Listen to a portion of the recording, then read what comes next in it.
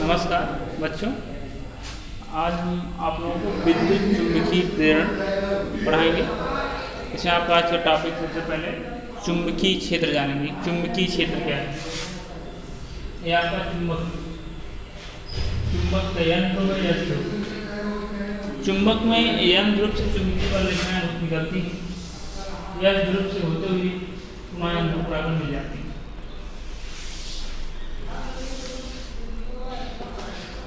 तो चुंबकीय क्षेत्र क्या होता है? किसी चुंबक के चारों ओर का वह क्षेत्र जिसमें अन्य कोई चुंबकीय पदार्थ अथवा लौह चुंबकीय पदार्थ आकर्षण अथवा प्रतिकर्षण बल का अनुभव करता है, चुंबकीय क्षेत्र कहलाता है। एक बार फिर सुनिए परिभाषा। किसी चुंबक के चारों ओर का वह क्षेत्र जिसमें अन्य कोई चुंबक अथवा चुंबकीय पदार्थ आकर्षण अथवा प्रतिकर्षण बल का अनुभव करता है, चुंबकीय क्षेत्र कहलाता है। एग्जाम्पल में जैसे मान लो हम चुंबक लिए हैं, लोहे का सिक्का लिए हैं, लोहे के सिक्के को खींच रहा है, तो जब खींचते खींचते एक ऐसी दूरी आएगी कि जहाँ पर रखने पर लोहे के सिक्के को चुंबक का टुकड़ा खींच नहीं पाएगा, अर्थात अब जो लोहे का सिक्का है वह चुंबक के चुंबकीय क्षेत्र में नहीं है।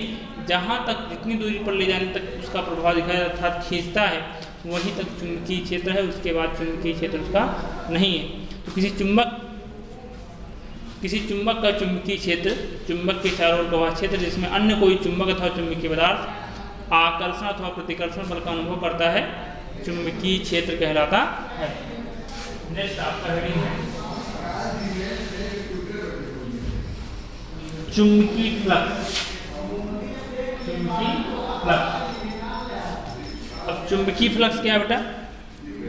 ठीक, चुंबकीय क्षेत्र में मैग्नेटिक फील्ड में चुंबकीय क्षेत्र चुंबकीय बल रेखाएं हैं, उसमें कोई पृष्ठ, ठीक, जिसको पार करके चुंबकीय बल रेखाएं निकल रही हैं। जैसे अगर हम एक तरफ एक बुक लें, एक तरफ लोहे का सिक्का रखें, दूसरी तरफ चुंबक रखें, तो चुंबक लोहे के सिक्के को पकड़े रहेगा। कैसे पकड़े हुए है? क्योंकि चुंबक से चुंबकीय बल रेखाएं निकल रही, वो बुक के पेज को पार करके लोहे के सिक्के को पकड़े हुए हैं, अर्थात जो चुंबकीय बल रेखाएं हैं बुक को पार कर जाती हैं, पेज को पार कर जाती है। चुंबकीय फ्लक्स क्या होता है? चुंबकीय क्षेत्र में स्थित किसी पृष्ठ में को होकर गुजरने वाली चुंबकीय बल रेखाओं की संख्या की माप को चुंबकीय फ्लक्स कहते हैं। अर्थात कितनी बल रेखाएं इस पृष्ठ को पार करके बाहर निकल जा रही हैं, उन्हीं बल रेखाओं की संख्या को चुंबकीय फ्लक्स कहते हैं। ठीक है, क्या है? किसी चुंबकीय क्षेत्र में स्थित किसी पृष्ठ में को होकर गुजरने वाली चुंबकीय बल रेखाओं की संख्या की माप को चुंबकीय फ्लक्स कहते हैं। चुंबकीय फ्लक्स को मान लेते हैं पृष्ठ का क्षेत्र कितना है? A है, तो चुंबकीय क्षेत्र कितना है? B है। चुंबकीय फ्लक्स क्या होता है? फाई B से प्रश्न फाई बड़ा होता है B dot A। That means phi B equal to क्या है? A डॉट B आते हैं, हम कहते हैं A का B A का थीटा। ये चुंबकीय फ्लक्स ज्ञात करने का फार्मूला है। किसी चुंबकीय क्षेत्र में कोई पृष्ठ रखा है, पृष्ठ का क्षेत्रफल कितना है? A है, तो चुंबकीय क्षेत्र कितना है? B है, तो B A का थीटा से इस पृष्ठ से होकर गुजरने वाली चुंबकीय बल रेखाओं की संख्या को आप ज्ञात कर सकते हैं, कितना चुंबकीय बल रेखाएं इस पृष्ठ को पार करके बाहर निकल रही हैं।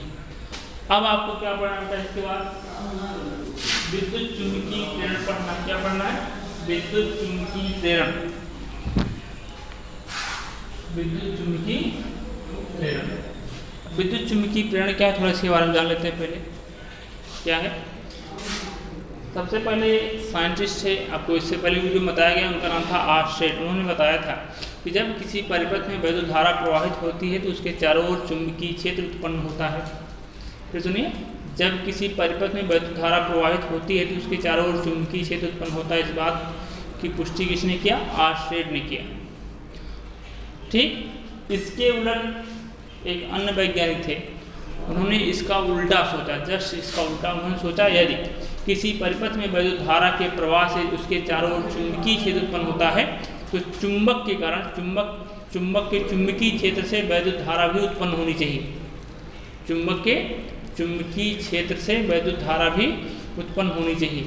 ठीक है, इस बारे में उन्होंने सोचा और इस बारे में बहुत सारे प्रयोग किए, लगभग 1200 प्रयोग किए, 1200 बार असफल हुए। उन्होंने चुंबकीय क्षेत्र से वैद्युत धारा बनाने का निश्चय किया। ठीक है। 1200 प्रयोग के बाद वो सफल हुए। उस वैज्ञानिक का नाम था फैराडे, ठीक है। तो फैराडे ने चुंबकीय क्षेत्र से वैद्युत धारा उत्पन्न की, बहुत बड़ा खोज किया उन्होंने, चुंबकीय क्षेत्र से वैद्युत धारा को उत्पन्न किया, ठीक। उसी घटना को क्या कहते हैं, विद्युत चुंबकीय प्रेरण कहते हैं। फैराडे ने क्या किया, कौन सा प्रयोग किया, देखिए ये आपका परिपथ, ठीक। इसमें एक अमीटर लगा, अमीटर क्या था, धारामापी यंत्र, एक अमीटर है, ये आपका कुंडली। इसमें कहीं पर भी परिपथ में बैटरी नहीं लगी, कहीं पर भी परिपथ में बैटरी नहीं लगी है, और इसमें जब धारा का प्रवाह होगा तो ये जो अमीटर है ये सुई चलने लगेगी, तो इससे हमको पता चल जाएगा कि धारा का प्रवाह हो रहा है। तो विद्युत चुंबकीय प्रेरण घटना क्या है, तो उन्होंने फैराडे ने क्या था प्रयोग किया, एक चुंबक का टुकड़ा लिया, चुंबक के टुकड़े दो ध्रुव होते हैं, एक होता है दूसरा होता है यस, ठीक। इस चुंबक के टुकड़े को तेजी से कुंडली के पास ले आए, तेजी से कुंडली के पास ले आए। जैसे इस चुंबक के टुकड़े कुंडली के पास हम लेकर आते हैं, इस चुंबकीय सुई में विक्षेप होता है, इस चुंबकीय सुई में एक निश्चित दिशा में विक्षेप, अर्थात जब यह चुंबक चला तो इस परिपथ में धारा में, क्योंकि जब धारा में ही तभी इसमें विक्षेप होगा, और पुनः जब इस चुंबक के टुकड़े को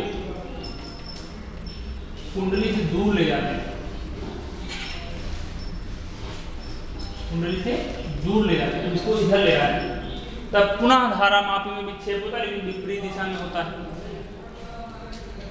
ठीक। पुनः धारा मापी में विक्षेप होता है, चुंबक टुकड़े को पहली बार समीप ले, दूसरी बार दूर ले जा रहे हैं कुंडली से, तब पुनः धारा मापी में विक्षेप होता है, लेकिन दिशा क्या होती है, विपरीत होती है, ठीक। यही प्रयोग किया, इससे क्या निष्कर्ष निकल रहा है, देखो जब जैसे जैसे चुंबक का टुकड़ा कुंडली के समीप आ रहा है, क्योंकि चुंबक से चुंबकीय बल रेखाएं निकलती हैं, ठीक, तो कुछ बल रेखाएं इस कुंडली से होकर गुजर रही है, ठीक। लेकिन जैसे जैसे समीप आएगा, इससे गुजरने वाली बल रेखाओं की संख्या बढ़ेगी, अर्थात प्रारंभ में इस कुंडली से गुजरने वाली बल रेखाओं की संख्या बहुत कम थी, लेकिन जैसे जैसे चुंबक समीप आया, इससे गुजरने वाली चुंबकीय बल रेखाओं की संख्या बढ़ रही है, अर्थात क्या बढ़ रहा है, चुंबकीय फ्लक्स बढ़ रहा है। इससे अभी आपको बताया गया चुंबकीय क्षेत्र में स्थित किसी पृष्ठ में को होकर गुजरने वाली चुंबकीय बल रेखाओं की संख्या को चुंबकीय फ्लक्स कहते हैं। यहाँ जैसे जैसे चुंबक का टुकड़ा समीप आ रहा है, वैसे वैसे इसमें चुंबकीय फ्लक्स में परिवर्तन हो रहा है, अर्थात चुंबकीय बल रेखाओं की संख्या बढ़ रही है, और जब चुंबकीय फ्लक्स में परिवर्तन हो रहा है तब इसमें धारा बह रही है। अगर आप चुंबक को ले आकर यहाँ स्थिर करें, इसमें धारा प्रवाह शून्य हो जाएगा, अर्थात तब चुंबकीय फ्लक्स में परिवर्तन नहीं हो रहा, ठीक। अर्थात इससे निष्कर्ष में क्या निकला कि चुंबकीय फ्लक्स में परिवर्तन के कारण कुंडली में एक प्रेरित वैद्युत वाहक बल उत्पन्न होता है, जो कि अगर बंद परिपथ से जुड़ा हो तो परिपथ में एक धारा बहने लगती है, उस धारा क्या कहते हैं, प्रेरित धारा कहते हैं। तो विद्युत चुंबकीय प्रेरण क्या है, चुंबकीय फ्लक्स में परिवर्तन के कारण कुंडली में एक प्रेरित वैद्युत वाहक बल उत्पन्न होता है, जो कि अगर कुंडली बंद परिपथ से जुड़ी हो तो कुंडली में एक धारा बहने लगती है, जिसे प्रेरित धारा कहते हैं, ठीक। आज के लिए धन्यवाद।